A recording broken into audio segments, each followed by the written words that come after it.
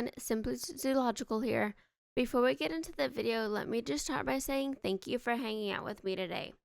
So as you can see, we are back with another episode of Saguaro Sanctuary, and this episode was actually supposed to be part of episode 2 with the little penguin. I was going to have the little penguin and the food truck build put together in one, but when I went to make the video, it was like 30 minutes long, and lately I've been trying to keep my videos about 15 to 17 minutes or so, because those seem to do a little bit better.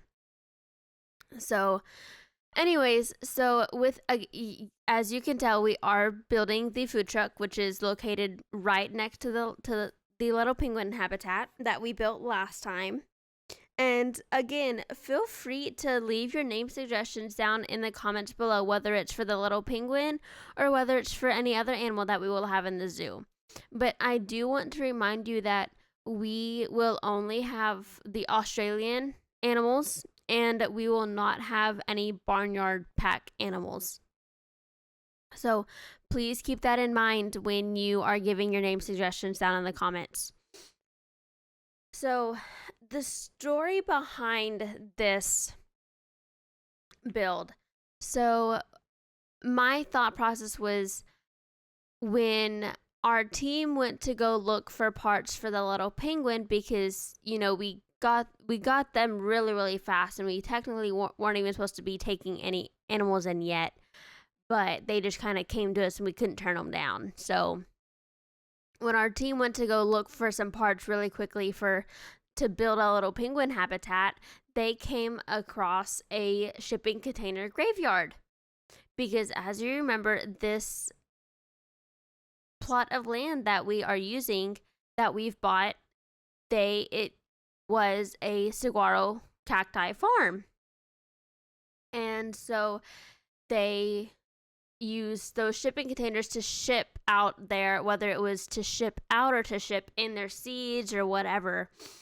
And so we found those shipping containers and we shipped them of all of their usable parts, and we now have a pile of shipping container parts and bits and pieces that we will be using for builds to come, whether it's for other shipping containers, whether it's for an actual restaurant maybe, or a restroom stop. I don't really know yet, but we will be using all of those parts that we have found. And so that's basically the story behind the shipping container, and why we will have, because we will have more shipping containers throughout the zoo. So, and also with that being said, this build, this build will be up on the workshop on Saturday. So again, we're just recently starting to upload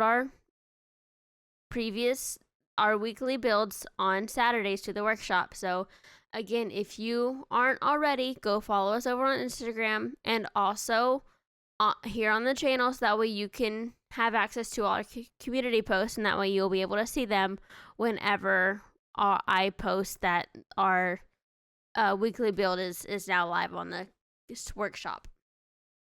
So my inspiration for this build came off of Pinterest as usual, but I went on Pinterest and I just searched shipping container food truck, I think is what I searched, or maybe I just searched food truck, I don't really know. But I came across this photo of this food truck that had an awning very similar to this one, I might add, but it had, and so I've seen food trucks where their awnings, they can be locked. And so that's what I did with those hinge pieces, was to act as if they can be locked whenever someone's not manning them, or someone's not in there to work them or whatever. But here I can't, again, my reference picture that I was using, it had this small like service window where they would pick up their food, and they would order at the big window and pick up their food at the small window. Well, I originally was going to have it as a full sliding glass door, but I quickly changed that to a drive-through window. And so I had to go on the web on Google and search a picture of a drive-through window because, even though you see them all the time, you forget what they look like when you're actually trying to build one. And so I went, and it takes me a minute to actually get the drive-through window look because I didn't realize until I was almost done with the drive-through window itself that the two where the door is, where the drive-through window, they have the door and then they have an actual glass panel usually. Well, the door side is put back further than the actual glass window, so they overlap whenever you slide the door back. So once I add that piece in, it comes out a lot better than what it looks like now. But also the reference picture that I was using for this drive-through window, that the door side was clear glass and the window side was like a one-way glass kind of thing. And so I went back and forth for quite a while on whether to use the one-way glass or the clear glass. And ultimately, I settled for the one-way glass on the right side and the thin glass panel on the left side where the door is. Because on the door, I used the small glass panel that has the hinges on it, and I overlap it to where you see the hinges on both of the sides. You'll kind of see what I'm talking about here in a minute. Whenever I explain it really confusingly, so you'll see what I'm talking about. But yeah, so it looks as if the window is attached to the door on both of the sides and everything. And then, oh my goodness, the sign. Oh, this took me probably, I'd say 30-40 minutes, honestly, because I used Christina's, I believe this is her large modern font. I really don't know. But I was originally going to use her small 3D font. And when I made the sign, it looked so tiny. And I was like, that's too small. So I used this font, and it looks so much better. And so we add the sign for the pickup and a sign for the order. And I was originally going to have the order sign to be above the awning, but then I got to thinking, I was like, but then they won't even be able to see it. So we make the order go vertical, which I think it turns out so good. I am so pleased with this build. I mean, this whole zoo so far is just, I'm in love with it. And but yeah, so this is basically really all I do besides an interior, which yeah, I do an interior. I actually add in, I don't make any of the stuff. I get it all off the workshop because I don't have the patience like some people do to make a stove and pots and pans and all that sort of stuff. So I just got it all off the workshop and I just place it in there. And I mean, it looks really good. I'm so happy with how it turns out.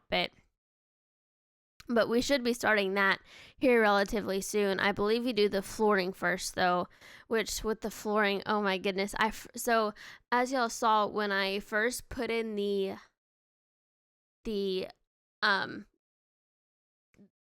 counter, I sunk it into the ground a little bit because with this zoo, with this sanctuary, I'm not really going I don't want it to be 4 meters because 4 meters is super tall. I mean, even 3 meters is a little bit tall, but it's more manageable. So I sunk the counter down into the ground, so it kind of threw me off whenever I went to place the flooring. And then here, we're just adding in the stove, the counter, some trash cans, stuff like that, for the kitchen area. And I absolutely love how this looks whenever I get done. You can go to the order counter, and it looks so good from the back. Oh, it looks really good. I'm really happy with it. But anyways, with that being said, it looks like we have just a couple more minutes left. So really quickly, before I run out of time, I just want to say, again, please feel free to leave your name suggestions for any of the animals we will have in this zoo down in the comments below. But to remind you again, we will not have any of the barnyard pack animals. It'll only be like the dingo, the koala, the kangaroo, the wallaby, those animals in the sanctuary. But also, if you haven't already, please feel free to hit the like button, and don't forget to subscribe to the channel. But I do ask that if you do subscribe, to make sure you turn on the bell notification icon, so that way you won't miss the next time I post a video. But anyways, I hope you have a great rest of your day. I'll talk to y'all later. Bye.